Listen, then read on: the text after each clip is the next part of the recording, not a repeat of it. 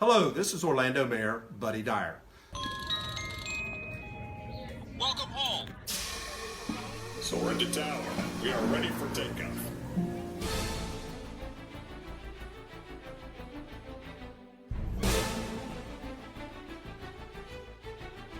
Por favor, manténganse alejado de las puertas.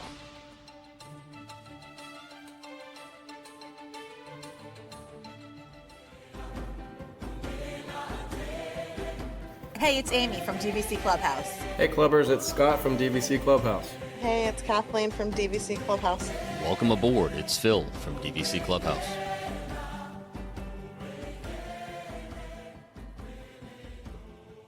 Hey, everybody, and welcome back to the Debrief podcast brought to you by DVC Clubhouse. This is Amy, joined with me, as always, by Kathleen, Scott, and Phil. Hey, everybody.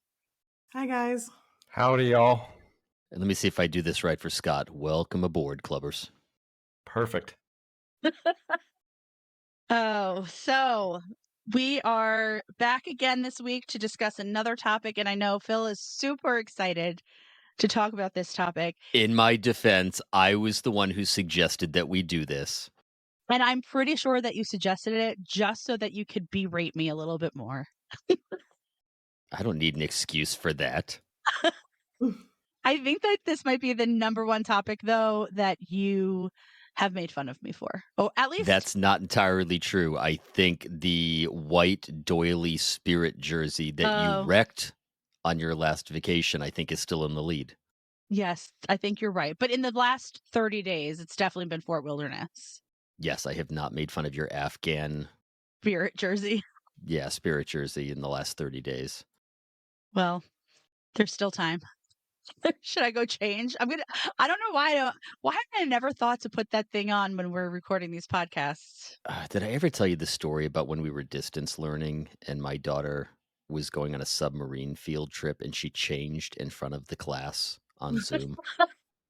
I think you did mention that. Yeah. Oh, what a disaster. Yeah, I mean, that's the problem when you've got a mom and dad trying to run a family business and two kids on Zoom at school and nobody's paying attention. And she decided they were going on a virtual field trip on a submarine. And I'm on one phone dealing with an employee, and my wife's on another phone dealing with a customer. And she turns around, and my daughter is halfway through changing because in preschool, when you go on a field trip on a submarine, you clearly need to be wearing a bathing suit. So she was going to change into her bathing suit. And God bless the preschool teacher.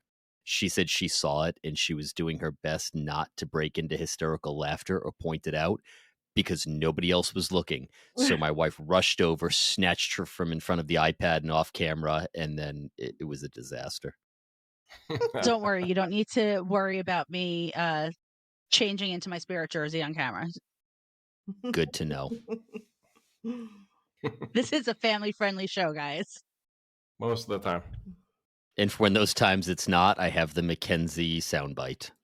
Yeah, I was going to say, at least it's family-friendly by the time everyone listens to it. It might not start that way, but Phil needs to work a little bit of magic on it to make it suitable for all ears. So anyway, we're going to talk about the cabins at Fort Wilderness for this conversation.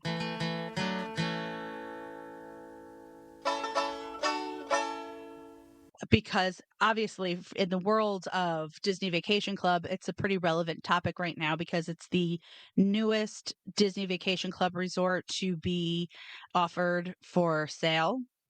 It went on sale, on February 1st was the on sale date. And they just opened up for anybody who purchased a contract was just this past week able to start booking their reservations using that contract. So back when DVC announced that they were going to be converting the existing cabins at Fort Wilderness to a DVC resort and replacing all of the cabins, I decided that I was going to book a cash stay at the current cabin. It's too cheap to pay for a hotel room, huh? I'm pretty intrigued by the whole notion of the cabins at Fort Wilderness, mostly because last Christmas when I went over into that holiday carriage ride, I just fell in love with it. at the holiday time, and it's really wasn't a place that I had spent much time before. I might have just taken a boat ride over and a boat ride back, for Hoop-de-Doo, but really didn't spend a lot of time kind of lingering in the area. And when I did for that trip, I really loved it. So I thought I was very intrigued by the idea and I wanted to stay there before I make any rash decisions with my So, contracts. quick question: you booked this as a cash stay? It's directly through Disney. Correct. All right. I booked it as a cash stay directly through Disney, pretty much like right when they announced that when DVC made the announcement. So when you go in to book a cash stay, you actually have to select what level of resort you're staying at of the three. Which of the three drop downs did you select to get to the cabins? So I actually just typed the name into the search window. So So if it you just had to select it automatically. throee, which Well, of the three would you have to because it is select? not a Disney Vacation Club right now, it couldn't qualify as a deluxe villa accommodation. It is You can do it. Say currently the words. I'm dancing around this so much. It is currently categorized as a moderate resort. Thank you. You're welcome. I know that there is so much satisfaction. I can see it in that smug smirk right now. I'm just making sure that we are factually accurate in our reporting. That is all. Of course. It's factual. So I booked a cash stay at the cabins, and I immediately reached out to Kathleen and said, "Put this in your calendar, save the date. I'm staying at a cabin. You guys need to come and we'll do a cookout." And then I mentioned it to Jacqueline and Curtis from the group, and they also live locally near Disney, and told them that they could come and we could have a cookout and spend the night there. So that was a plan that we made months and months ago. And that date finally came 2 weeks ago, and we had our night at the cabin. Now, what the weather did not cooperate, so we weren't actually able to have our cookout, but we grabbed some food at Crockett's, and then we took some of us at least took the golf cart back to the cabin. The other half took the bus and in the internal loop, and they only arrived a few minutes after us. And so we went back to the cabin and we played Cards Against Humanity for a couple hours and How laughed long of a harder than I golf had in cart a long ride time. was it from your cabin to the amenities? It was Couple about minutes. 5.5. Well, it's about 5.5 minutes to the settlement trading post, which is the area where Hoop-de-Doo is. But what I learned, what I did not know before I stayed there, is there's the Meadow trading post, which is where like the feature pool is that has the water slide, Oh, come on, Clark. It seems like a nice place. It's got a pool and everything. and another full-sized merchandise shop with a little market where you can buy your typical frozen food, but they also sell all of the things that you would want for camping and grilling because it is a campground and RV campground. And How long of a golf cart ride is it to that? that was probably about like 2.5, 3 minutes. So like 3 minutes to one and 5 minutes to the other. How fast does the golf cart go? Very, very slow. Pretty sure we could run faster. Okay, so roughly a 2 to 3 minute run to get to the pool. So no worse than Old Key West, I'll give you that. And about a 5 minute ride to a quick service. Okay, got it. Thanks. Yeah. So and also just to note at the Meadow trading post where the maid pool is, there is a snack bar there too that has more than just snacks. Like they had a couple of quick serve options like you would at any pool bar at Disney, and it had a full bar and you could get cocktails. So really that Meadow trading post, that's also where they do all of the resort activities. I previously thought that all of the resort activities took place at the settlement trading post, but all of the campfire, the movies, that all takes place at the Meadow trading post. So yeah, so that's a really, really quick golf cart ride away. I mean, just a few turns, few minutes, and you're there. Did you have like a guy in a Boy Scout cap ask for your name and address in case they like to send a mailer? Because I think I've seen this in a movie before. You want my street? Please. What do you need my address for? We'd like to send out a mailer.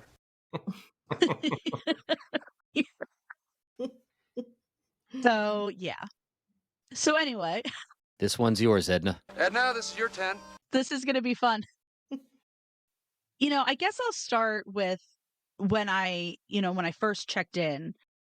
I took my lift from the airport, and when you first arrive and you go through the main gate, I could have gone directly to my cabin because it was ready and on my Disney experience, but I needed to pick up my golf cart. And so you do that at the reception outpost. So I went in and I checked in person and then walked through on the other side of that building from where you enter to check in. That is where the golf carts are. And just a quick note, I took a video tour of this resort and of my stay, which is going to be going up on the YouTube channel, and I think it will probably be up by the time this podcast airs. So if you are listening to this and you haven't watched that video, everything that I'm talking about right now, I captured on the tour. So you can take a look at that if you're more of a visual learner than you are an audio learner. Anyway, to get back to the golf cart, you pick up your golf cart right at that reception outpost. So checked in, got on the golf cart, threw my luggage onto the back of it, and away I went to my cabin. And that was a 2-minute ride from the reception outpost to my cabin. I have a legitimate question just because I'm actually following along on the map. So it looks like you come in the entrance, which is what we see from the street side with the big giant overheads. And then that reception outpost looks like the first building you come to when you come in the main entrance. Is that correct? Yes. So when you come in to the main entrance, that main road, the reception outpost is like kind of to your left, and in front of you is the stables. And Okay. so you come through the main gate, you kind of wind down like that road, and then you make it a left at basically what the stables are. So like the first thing that you actually kind of really see and are facing are the stables and the bus stop. And then you make a left and then another left, and then the reception outpost is on your right. And where are the cabins if I'm looking at the map? I'm just trying to get a feel for how this is set up. So the cabins are the 2000 loop.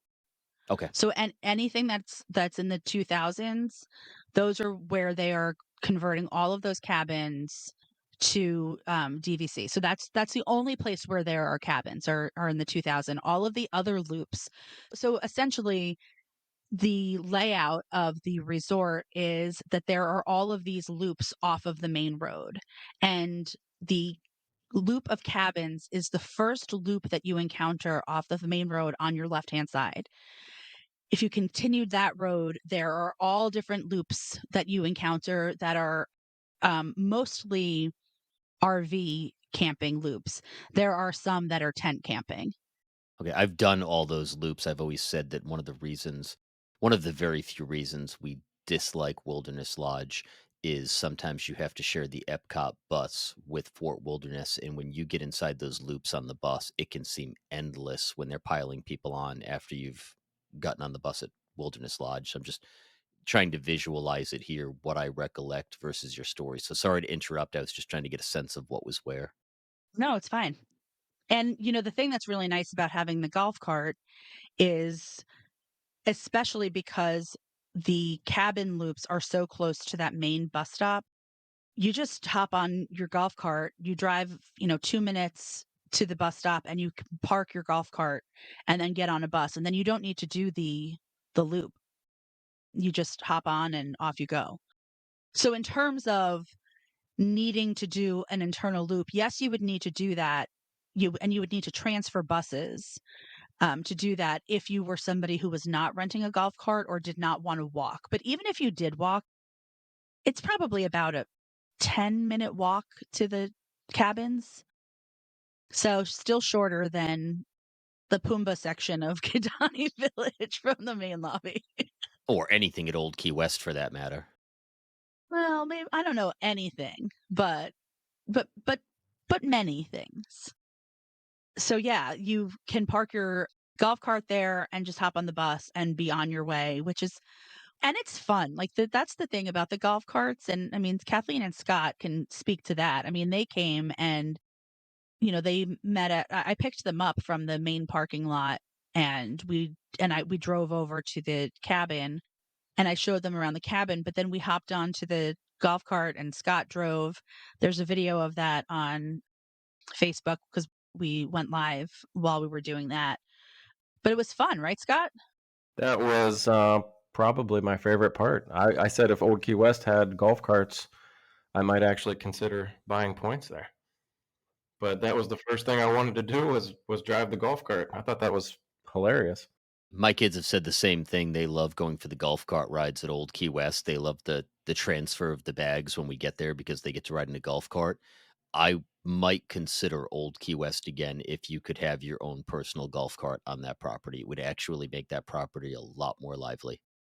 Well, we did a YouTube video, an episode about Old Key West, probably in early 2023.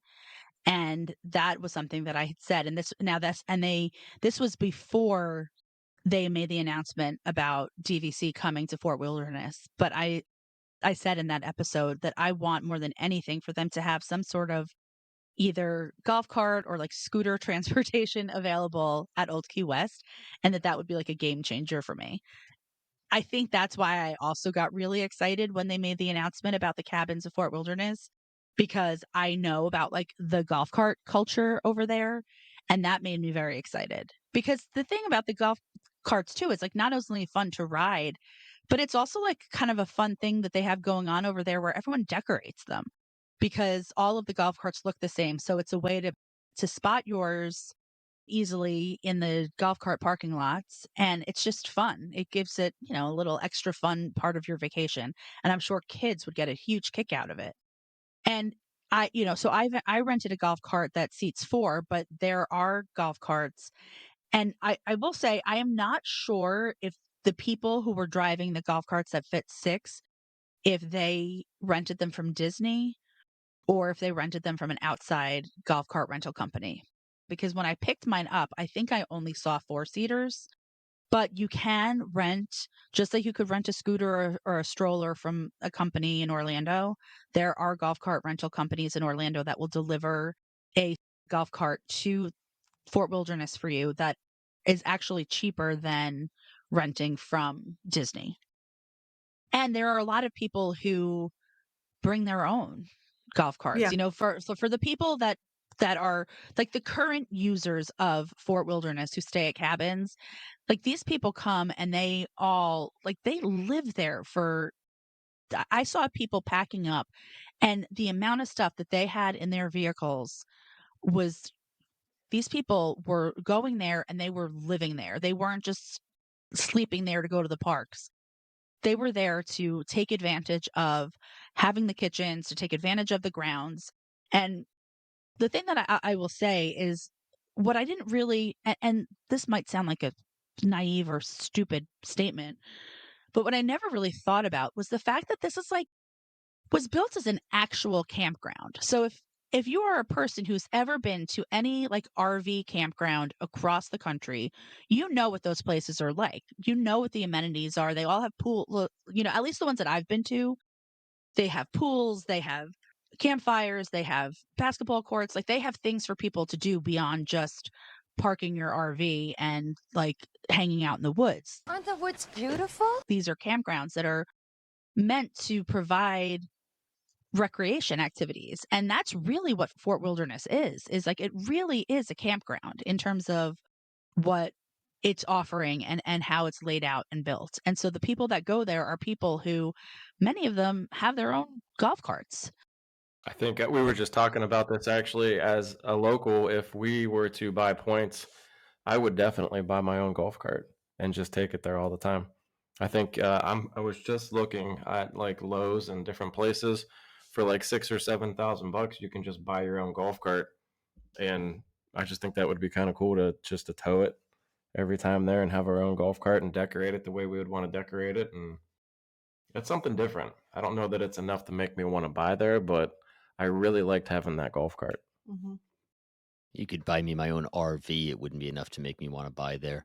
Amy, just out of curiosity, do you mind sharing what the cost on the golf cart was to rent? Because I'm sure people are going to be curious. Yeah, so it depends on the time of year. So there's like a seasonality in terms of pricing. There was a 10% DVC discount, and I think that with tax and everything, it came to be around like 60, 65. I think it was 55 plus tax for one night. And I can't remember. I thought that there might have been like a frequency discount, like if like the longer you stay, the cheaper it gets. I think there is.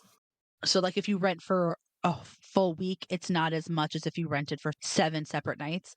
But the company that I saw in Orlando, you could rent it for a week for $300. That's not as bad as I thought. I mean, that's not much more than a scooter. And also, I think if you are somebody who is intending to stay at the cabins because you want to kind of stay there and you want to cook out, I would imagine that the cost savings of eating at your cabin versus dining out like would cover the cost of renting a golf cart. Yeah, but I mean, you could say that about any DVC property. I've always said that one of the things that irritates me the most, and I will spend some stupid money on some stupid things, and you know me, I will spend a lot of money on a good meal. I hate buying breakfast at Disney. I think it's the biggest ripoff in the world. We eat breakfast inside our one bedroom or wherever we're staying, and I think that makes a huge difference. So I think DVC members in general are used to doing that. We tend to take advantage of that. I do think that the one difference that the cabins offer is that you can grill right at your cabin, which would might increase the frequency with which you would eat at your unit because it's just nicer than just sitting in your villa and, cooking on a electric top range because your grill is right there and you've got a picnic table outside. So it is. You're right. I do think that DVC members generally probably save money anyway if they decide to skip breakfast or like maybe have 1 or 2 meals like dinners in the resort. I do think that there's something more charming. It feels a little bit more like vacation when you are cooking out and sitting at a picnic table outside than just boiling up some pasta or making a frozen pizza in an oven in a 2-bedroom villa. So I do think there's like a little bit of a difference, but you're right. I do think DVC members, generally speaking, probably do like some, not me right now, but some save money because they cook in the room. Not us either. No. I mean, we'll do breakfast just again.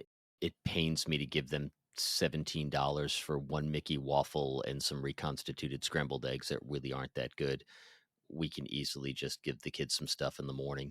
The other thing to us, as far as feeding them breakfast in the morning, is it takes a little while for everybody to get ready. So if we feed them in the room in the morning as we're getting ready or as they get up, it just gives us more time to actually enjoy that first couple of hours in the park where we're not having to take that time aside and go stand in line for food or get food somewhere. And some of the parks, well, heck, most of the parks don't have a lot of offerings for breakfast, so you're very limited. I think Magic Kingdom up until recently was a bear to find anything for breakfast. It's only in the last few years that became a little more widespread. I will say we went over to Trails End at breakfast time, and they have a lot of good offerings over there. And I didn't think the prices were that bad. Do you think so? No, I mean, I So, know it's not what it used to no, be but before, there's a but lot to pick from. And if you're staying at the cabins, just to get in that golf cart and just drive over there for coffee and a lot to pick from. I mean, I don't think it was bad at all. they had your usual things. I mean, you could get sausage, gravy, and biscuits. They had a bacon, egg, and cheese croissant, sausage, egg, and cheese croissant. And then the one thing that I saw that was kind of different was they had it's like a fried chicken biscuit. And I thought that was really good. And they had like a bounty platter that came with French toast sticks, eggs, biscuit, tater tots. I don't know. I just think they have a lot to choose from. It was over good. there. It was very reasonable, but I thought it was really good. Something else that has come up as a kind of like a talking point for DVC members is the fact that the cabins don't have laundry facilities in them. But I will say that each loop throughout Fort Wilderness has what they call a comfort station.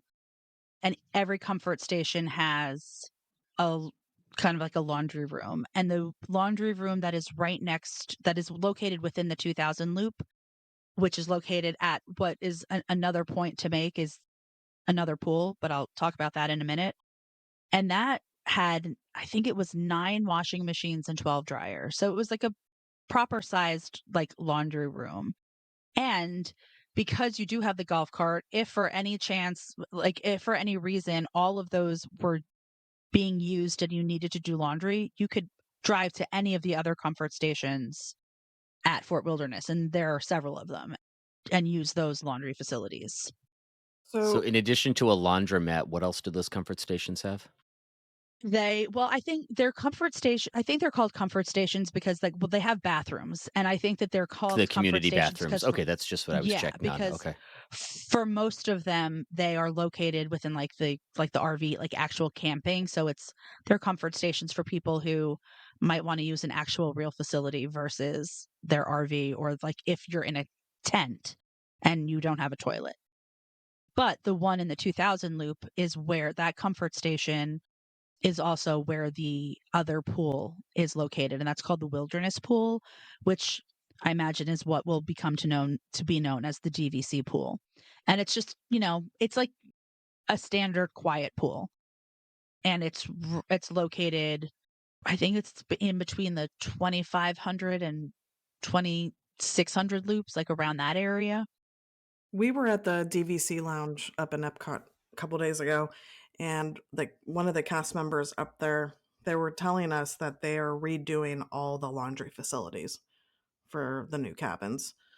I don't remember exactly what he said. Do you remember how many he said there was? No, he gave us a lot of information, Yeah. but I don't remember He said what. they're going to be all brand new laundry facilities, a little bit bigger than what they currently are now. I'm counting 13 comfort stations on the map, I think. And the comfort stations have phones, the laundry facilities, and the communal restrooms. Yeah, and he said that from what he was told, that it will take almost a full year to get all the cabins in there. They're going to do them by stages. 350 total. Mm-hmm. It was wild because I was driving around that 2000 loop looking to see where they might be starting. And other than that, what I'm presuming is like the construction staging area right at the front of that loop that's located on the main road, I saw no sign of anything. Like, I don't know where they're starting. He had said that they're actually building them off property and they were bringing them in by the truckloads. Well, I knew that they were prefab, but because they're opening on July 1st, I mean, I guess I'm completely uninformed about how long it takes to like plop one of those on and get it up and running, but it feels like they should be putting some of them in starting pretty soon. I mean, you would think it's almost March. He said that it would be pretty quick. He said once they do it, it's like an IKEA. Oh, he did reference IKEA. Yeah, he's like, He's like, it's really quick. Once they start it, it's going to go pretty fast. People have been putting up mobile home parks all over the country for decades and decades. I mean, we certainly know how to very quickly assemble single wide trailers and place them in a mobile home park. But he did say, Amy, I know you had talked about before with it being a mobile home, I guess. He did say that their workaround for that, so that it could be a deeded property, was they're actually going to be fixed like on the ground. I forget what he said they were using, but they would actually be fixed to the ground and they would not be able to be moved. Because we had asked about that too, and he said when they redo them and they bring them back, they're going to be fixed to the ground so they can actually be a deeded property. Interesting. So, just to talk about the cabin itself, my assumption is that the size of the cabin is going to be pretty much exactly the same, like at least the footprint. Yeah. But I believe that based on what the artists' renderings are of what the DVC cabins are going to look like, I think that they made some really good choices in terms of changing the configuration and like the layout of the cabins. Oh, they're very nice tents. And that price includes scenery and wildlife fun. When you currently walk into the cabins, like you're walking in and directly across from you is kind of like a wall and then the kitchen.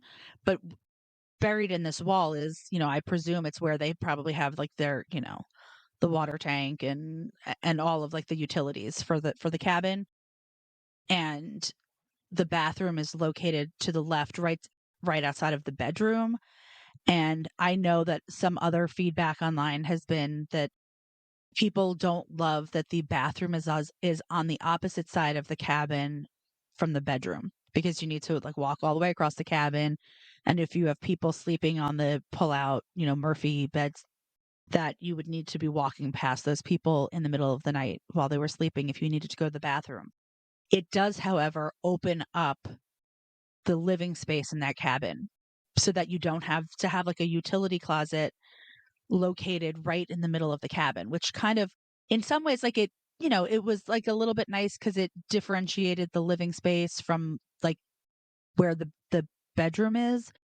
But I think it just took up it kind of broke the cabin up into two very distinct sides. Whereas the new design looks like, because they decided to put the bathroom all the way to the side, they're probably going to have the utilities down there as well. You have a big open concept living area and kitchen area right outside of the bedroom. How many did we have in there that night? We had 3, 4. We had 6 people in there, right? Shelly was there, Yes. Yep. and I didn't feel cramped at all. No, not at all. I mean, the 6 of us fit around that table comfortably, and there would have been space for more people. Mhm. They also, something that they did is they changed the layout of the primary, well, not just the primary bedroom, but the only bedroom, so that the orientation of the beds is different. Currently, when you walk in, like you're walking in and the foot of the bed is like right in front of you, and the head of the bed is up against the wall in front of you. But they've changed it so that the the bed is on that opposite wall, like when you on the right when you walk in, but in like the far corner. And the bunk beds are now going to be like when you walk in right to the right, which is where they had the closets. And I think that that was also a really good choice as well. And if you look at any of the videos, like they just released videos of some of the details of the cabin. I mean, it looks really cute and really well done. I mean, they brought in some really cute Disney touches. So overall, and in the current cabins there are beams across the ceilings, which and it was actually Shelley who pointed it out that they wouldn't be able to have those and have the Murphy bed. There just wouldn't be enough clearance. So it looks like they either the ceilings are higher or however the construction is, they did not need the beams across so that there is space to have that, pull out Murphy bed. So overall, I think that the layout of those are just going to be more open. And I think that there's more windows. So it's going to be a little bit brighter because that's one thing. It's like the current cabins can be a little bit dark because you've only got a couple, like a small window here, a small window there. And it looks like the entire kind of entry area to the cabin is going to be glass. At least that's what I kind of picked up from the concept art. So more natural light will be getting in so that it will feel brighter in those cabins. And I'll address it right away. A lot of people said, well, like, I don't want to sleep in the same room as my kids. And that is a statement made by people who currently get a 1 or 2 bedroom all the time when they go. But for people like me who I'm using my points, I want to get as much out of them as possible. I'm staying in a studio every time. And that still, like, for 15 points in September, you can stay in a cabin and sleep 6 people and have a kitchen and a grill right outside. It's like for the value of the points, like you're getting, it's not like they're charging 2 bedroom villa point levels for this cabin. They're charging you a Well, studio. you're not getting 2 bedrooms, be fair about it, and I think you're getting a good value for the room you're sleeping in, but, But I mean, if you were it's been compare it to a highlighted by one other. bedroom, Right, but I could get a 1 bedroom at Old Key West for not very many more points, and as much as I don't like Old Key West, I get a true sit down, I get quick service, I get a reasonable bar, I get pools all over the property, and I get a much nicer fit and finish and feel of a bigger room. well, are you saying that Crockett's Tavern is not a reasonable bar? Because it's actually bigger and better than Gurgling Suitcase, I think. I mean, Well, it I doesn't love have Gurgling Lorna, we Suitcase. can go with that, Right. but, I mean, Yeah, what's your well, sit-down meal? Crockett's Tavern is technically a sit down. I mean, Well, it's a quick service where they bring you food, I mean, it's ABC commissary type sit-down. yeah, I mean, you have a no, waitress. it's like a lounge. It's a lounge. It's like a proper lounge where there's a lounge menu and you have a waitress and they take your order at your table and they bring it to you. So I'd say it's much more in line with like I don't know, kind of like a territory lounge type setup. Right, but what else does Wilderness Lodge have aside from Territory Lounge? Artist Point. Has Artist Geyser Point. Geyser Point. What else? They have what's their Whispering Canyon. Whispering Canyon. That's exactly my point. I just want to compare apples to apples. It's a lower point cost, but you're just paying the lower points to sleep more people. You are lacking a lot of the amenities that happen at other resorts. So, But not as many. See, I just feel like it's not as many as you think because you have Trails End, you have Crockett's Tavern, you have Hoop-de-Doo, you have 2 pools. you have Hoop-de-Doo, which is an immensely expensive dining experience. I like Hoop-de-Doo as much Well, as the so next is guy, but Artist it's Point. not this. But it's not okay. But you've also got Whispering Canyon. I mean, I'm just saying compare apples to apples. That's all. well, I'm just looking at the size of the unit, The unit size is really the comparison, and I'm saying for 15 points, you can sleep 6 and get a kitchen versus 15 points at whatever resort you can get a studio at for 15 points and sleep 4, maybe 5, What's the square and footage only have a kitchenette Does anybody know that? of the cabin. Yeah, like a cabin compared to, I don't know, a studio. I'm gonna try and look it up now. Because Old Key West, do they have the biggest studios? I believe so. No, they don't. I think everything else is It's biggest, but Polynesian, I Old Key think, West maybe. has, believe Poly has the biggest studios, and Old Key West studios are weird. So just for comparison, for a standard view at Boardwalk, it's 19 points for a 1 bedroom. So a Fort Wilderness cabin is 504 square feet. I mean, that's bigger than any of the studios. Right. Because I know And Bay it Lake sleeps has the 6. smallest. So, I mean, I think that, we're really the reason why I even why 2 bedrooms even enter the chat here is because if you are a family of 6, you need a 2 bedroom or 2 studios.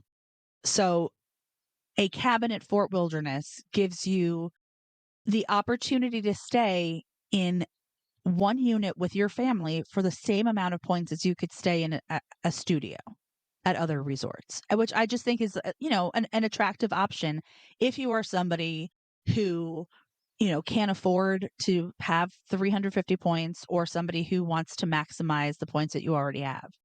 I mean, it's certainly by no means. I would never ever say that this is a resort that I would compare to a monorail loop. Like, I'm not comparing it in terms of the location or the amenities. I'm talking strictly about the unit and the points for the unit, and then also that for that, it's not like you're getting nothing. You are still getting 2 pools. You're still getting some unique dining because you have Hoop-de-Doo. Then you have a quick service restaurant. You have Crockett's Tavern, which they, did a good job of expanding that menu to make it feel like a little bit more of like a sit down place where you can go, and it's a good size. We had a lot of fun there that night because the 6 of us also we ate dinner there before we went because it turns out that our cookout had to be canceled because it rained. So rather than cooking out at the cabin, we all had dinner at Crockett's Tavern, and then we went back to the cabin to play cards. You could get 2 cabins too. I was just looking at the points, and I mean, for 15 points for a cabin, if you had that many people staying with you, you could divvy it up, and you're going to spend 30 points and have the ability to sleep 12 people. I mean, that's an option. I don't know how many points a 2-bedroom would cost you, but in comparison to a 2-bedroom in September, you could get 2 cabins at Fort Wilderness for 30 points and have the ability to sleep 12 people. September 2-bedroom at Boardwalk standard view is 29 points, and Boardwalk pool is 35 points. Now, with that being said, it does only sleep 9. It's an option. I mean, if you got a side by side, if you had 2 cabins side by side, I'm sure people could get creative and divvy that up. What I feel like is this really introduces a new type of vacation for DVC members. And especially, I feel like the reason why it's so appealing for me is because I go there so frequently and I like all of my trips to look different. This is a trip that feels much more like a vacation versus, a vacation where I'm going with the intention of just like relaxing, getting together with friends or family versus a rope drop the parks every single day, close the park down every single night. I loved just the entire atmosphere of that resort, and being at that resort was so relaxing. There was just something about it. And it's funny because you go to these resorts and everyone talks about how good the lobby smell and how good the resorts smell, and those are like artificial smells that are being pumped into those resorts. The entire resort at Fort Wilderness, because you're outside, like literally in the woods, just smells good. Like horse crap. Ooh, Clark, this tent smells.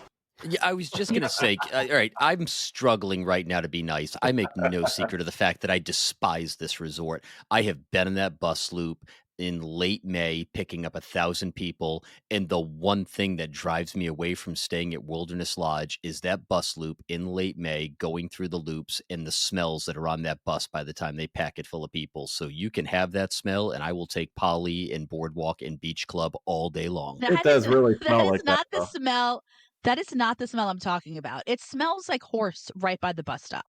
But when you are down by Settlement Outpost or the Meadow Trading Post, it just smells like the woods. It smells like Disappointment. trees. Honestly, Amy's not wrong. I don't side with Amy too much, but she's not wrong. There was something about that place that reminded me of being back in Ohio. It was the woods, the trees, smelling the leaves. And where do you live now? Well, I know, but it was a nostalgic, when you smell things and it takes you back to some good memories. There was something peaceful and nice about that. But I don't know. There was just something about being there that I really liked. And I think you need to just give it a try. Not a chance. But Amy's right. It is like a vacation. Like, I don't know, like, you know what Camp Fitch is. Yeah. But it reminded me of, like, if you want to do horseback riding and all of the activities that you can do, you want to at 5 o'clock make some candles or whatever. It's a very laid back, relaxed kind of, a different way to spend your vacation at Disney. If, like she said, if you don't want to be the hardcore rope drop to park closed kind of person. There was this place for anyone that's from Northeast Ohio, Western Pennsylvania. A lot of the schools, you would go and / elementary, middle school to this place called Camp Fitch, and basically, in so many words, it was Fort Wilderness. Yeah, you were in a cabin. You did horseback riding. You did archery. All kinds of stuff. But this was a throwback to that. Yes. And it was, I don't know, it's just very relaxing. Fishing. There was campfires. We would make crafts. It was great. It's the anti-Disney experience that everybody is used to. When you think of how structured and scheduled and busy, and you have to be on time for this, or you're going to miss this lightning lane or this reservation, this is the exact opposite experience of that, where you can just sit back, relax, and have a nice time. I'm not saying that this is something that I want to do every time, but I like that it's the option. There's an option for it because I would definitely do it. It's a great change of pace. Yes, for sure. more than I think I would actually, but I think it's definitely a great change of pace. That's what I meant, like, where I think that it introduces a different way for DVC members to vacation because to your point, Scott, you can go horseback riding, you can rent bicycles, you can rent canoes, you can go fishing. They have basketball courts and volleyball courts and the thing that we noticed while we were there is that they were being used. It Yeah. wasn't like when you go to these resorts and you see empty basketball courts or empty tennis courts. Everything was being used. Like families were being out and active together. It was like a much more type of like active, fun type of vacation versus like not that theme parks aren't fun, but it's just like a different way to vacation together as a family. And I think that I think it's fun. Sorry that you don't. Sorry that I'm you laughing because I'm thinking that it doesn't happen at the other resorts because those are the things nobody wants to do because there are far better options at other resorts and they're being used a whole bunch here because that is the top of the pyramid. I mean, a lot of times Disney's stressful. You need to, like you said, Scott, you need to just get away and just relax and not really do much. You don't have to have a schedule, and that is the place to do that. It was nice to see families Yes. out doing things together. And the one thing that you didn't see was anybody on their phone. And, the stress of having to make that reservation and be on time for things and plan your next lightning lane or whatever, people were just out having a good time, whether they were playing basketball, volleyball, riding bikes, being on the golf cart, laughing together. It was just a very nice change of pace, very relaxed feel.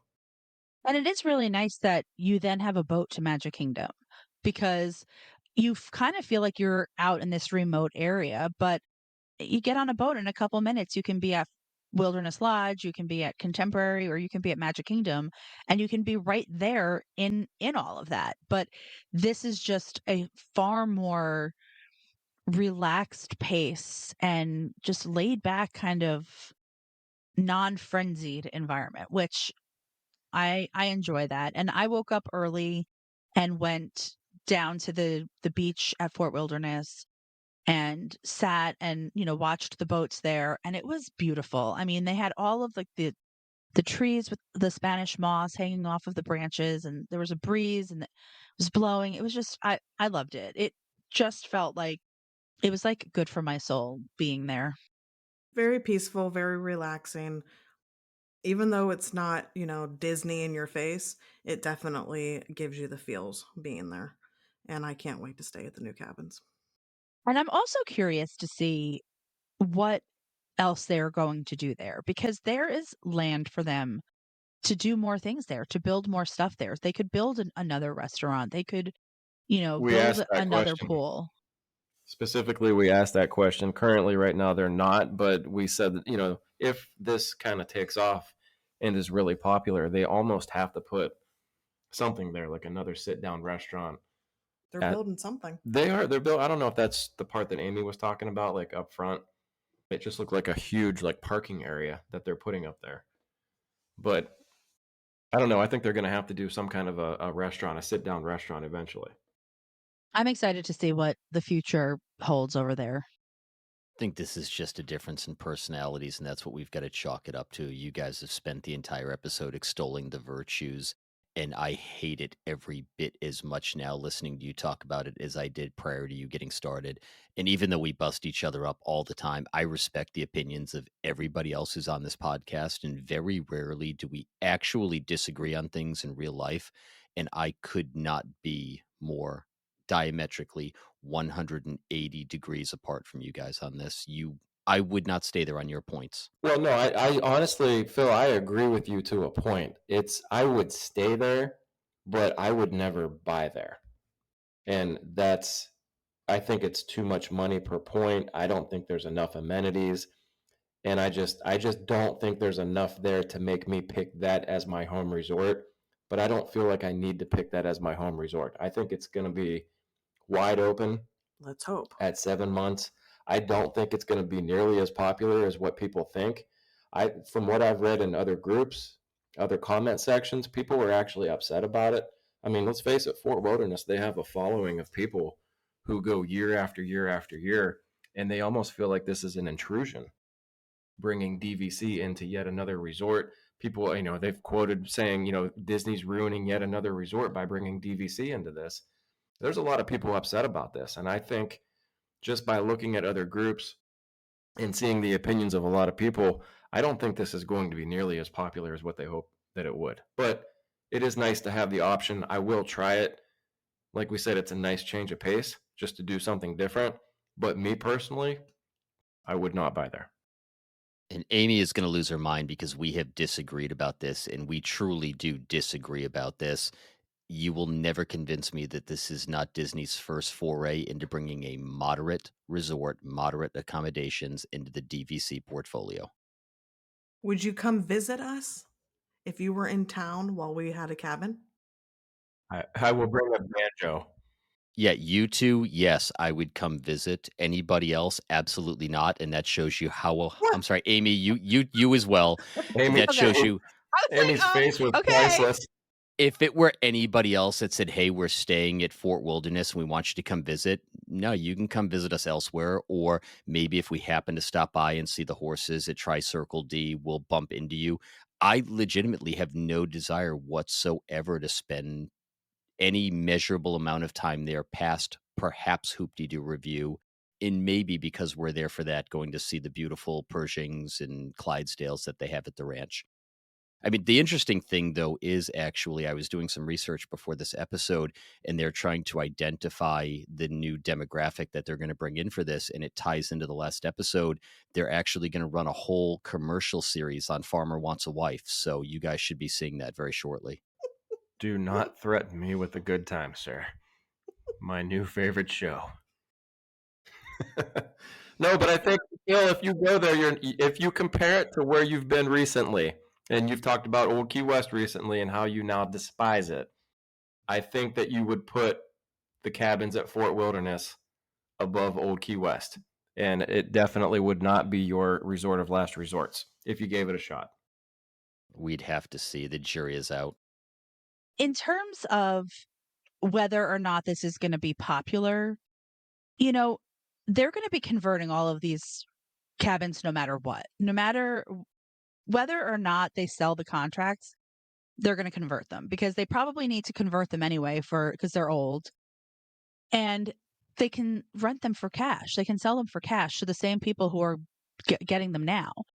And so if they are able to sell some contracts and collect some annual dues to offset maintenance while still being able to rent out all of these cabins, which get sold out at certain times of the year.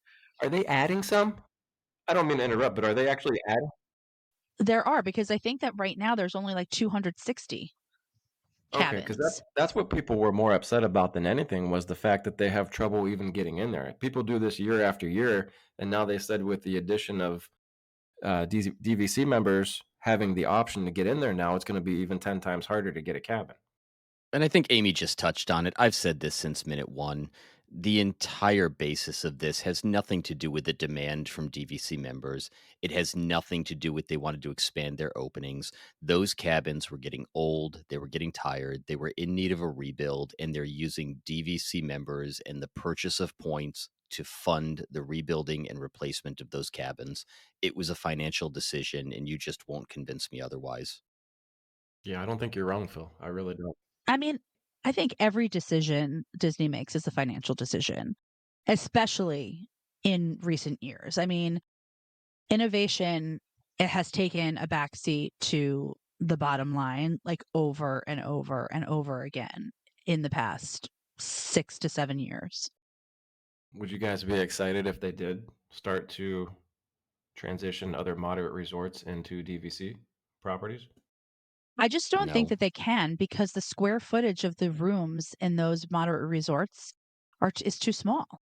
The largest room at a moderate resort is smaller than a studio at Bay Lake Tower.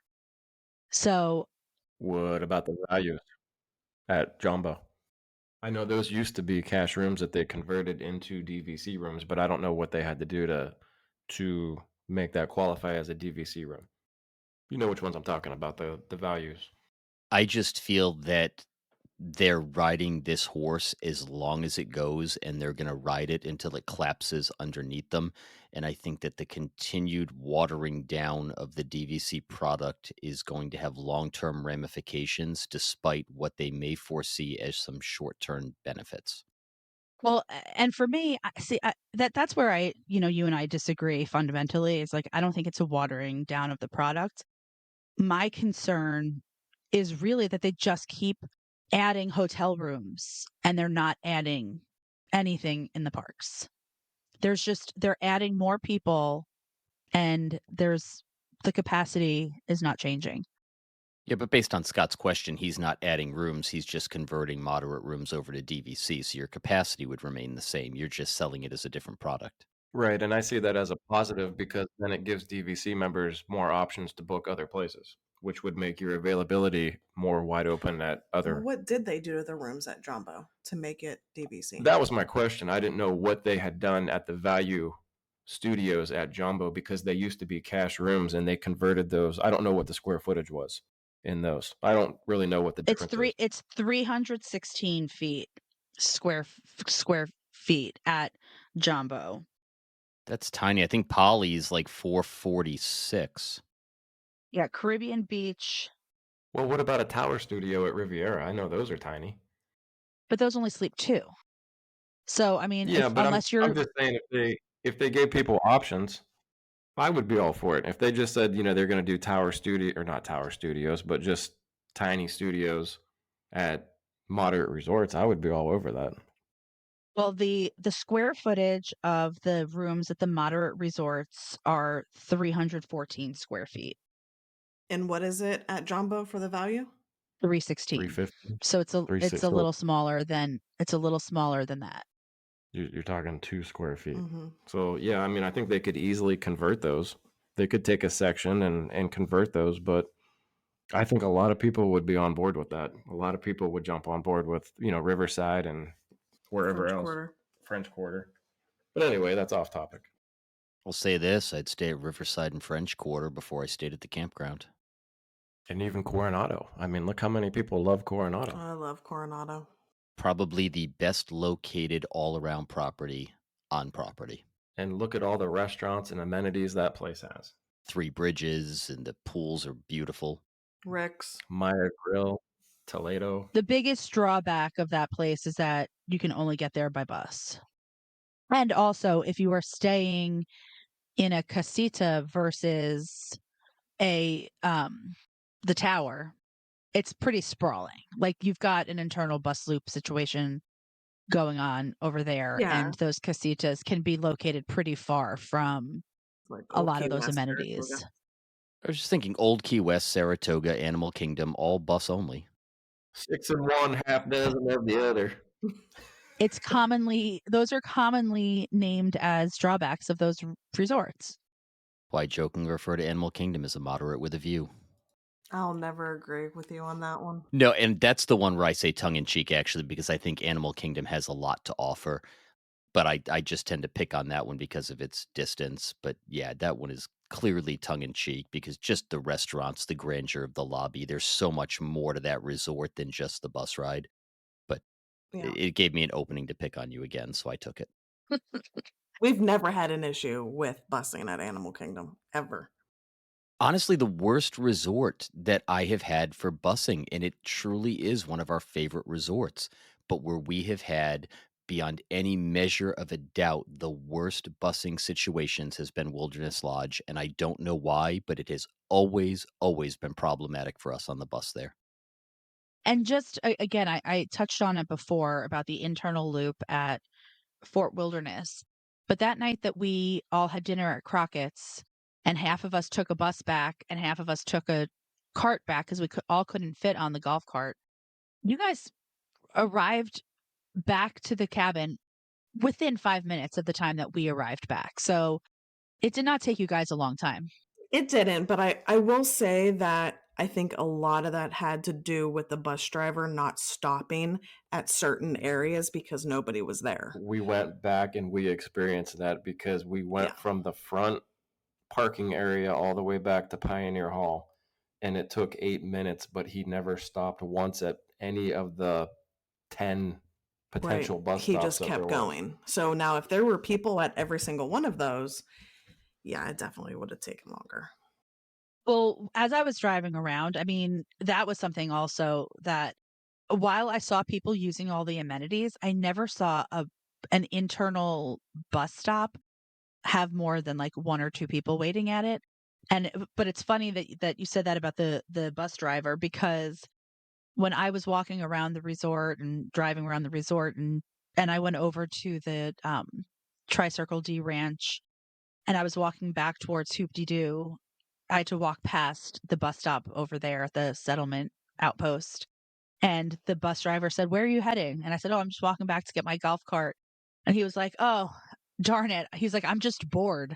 Because there was nobody there. Like, there was nobody getting on the buses anywhere. And I think that if I had said to this guy, "I'm going to Orlando International Airport," he would have been like, "Get on, I'll give you a ride," because he was just sitting there doing nothing.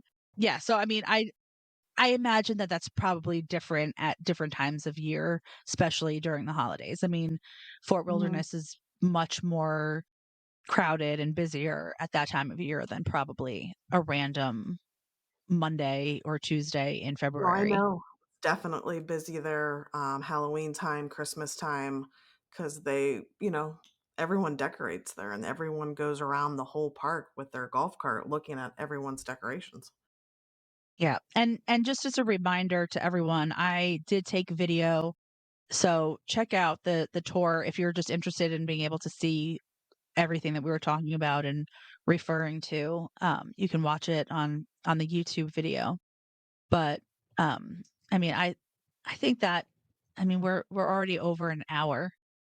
So does anybody have anything else that they want to say, or any final words? I just can't wait until we can book a cabin. Yeah, I think like any other DVC resort, this is not, it just depends on what you like. It's not for everybody. I was pleasantly surprised. I think it's just a nice change of pace. It's relaxing. But like I said, in the end, it's not enough to make me want to buy and make it my home resort, but I definitely will try it out just once in a blue moon for something different. Bill? I can't wait to not stay there. I hope that we're able to get a cabin the next time you're down. Feels like, can we just be done talking about this? It was my suggestion because everybody was clearly very talkative about the subject on the page, and a lot of people chimed in, and I know a lot of people are excited for it. But I have the feeling there's also a small group that is silently cheering me on here with my disdain for it. I think it's a larger group than what you might think. After what I've been reading, I think there's a lot of people that just do not see the point of this at all. I don't know. I've said it before. Camping is spending money to pretend you're homeless. I work really hard for my money. I want to enjoy it on vacation, and this just does not honestly sound enjoyable to me, and that's really what it comes down to. Different strokes for different folks. And there you have it. I'm going to get a t-shirt with that. Anyway, go ahead. Perfect. All right, guys. Well, we thank you for listening. As always, if you could just take a few minutes, go over to Apple Podcast, give us a 5-star review, a little bit of kindness, some words of love, it would very much help us in our rankings. I noticed that the top 100 Disney podcasts this week actually had 3 podcasts that have not been on the air in almost half a decade. So I would actually like to surpass them in the rankings next year. It would be really helpful for us to outrank someone who hasn't recorded a single word since the 1990s. And please, if you do not already belong to our Facebook group, join us over there at DVC Clubhouse. Follow us on YouTube, Instagram, and TikTok. And until next time, we'll DVC you real soon. Bye, guys. Y'all come back now, you hear? See you guys. And so our journey comes to an end. Oh, no, please, can't we go back to page 1 and do it all over again? Started this thing together, and that's how we'll finish it. Because that, my friends, is where the magic lives.